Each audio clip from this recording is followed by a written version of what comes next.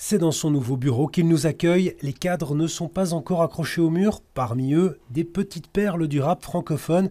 Et leur point commun, c'est que ces prestigieuses pochettes d'albums sont sorties de cet ordinateur. J'ai fait mes armes comme ça avec des artistes comme même Isha à l'époque quand il s'appelait encore Pacemaker.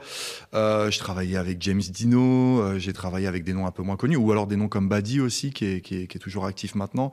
Et voilà, c'était un peu du win-win à l'époque, c'est-à-dire que je leur faisais des pochettes, ils en avaient besoin, moi ça me faisait un petit peu ça arrondissait un peu mes fins de mois et ça me permettait aussi de pouvoir m'exercer dans ce milieu-là en tant que graphiste. Mais ça, c'était au début. Aujourd'hui, Romain a fait son chemin. Il a été couronné d'une flamme, reconnaissance du rap, grâce à cette pochette d'Isha.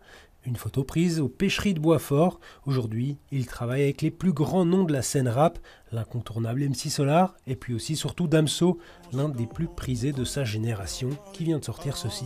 Je fais des AR au-dessus de l'Océanie. Le pistolet te fume comme le Wally.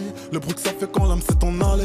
Je me suis sapé pour des strass et paillettes. Tellement je m'aime les arrête, la salope est quali. Des décors mystiques et ce symbole omniprésent, c'est leur 5e projet ensemble. Sur le Wallet, ça remplit la mallette de sachets de cocaïne. Là, il nous a vraiment laissé les clés, on va dire, du projet. Il y avait une espèce de ligne directrice qui était déjà à peu près définie au niveau de ses envies sur le début du projet.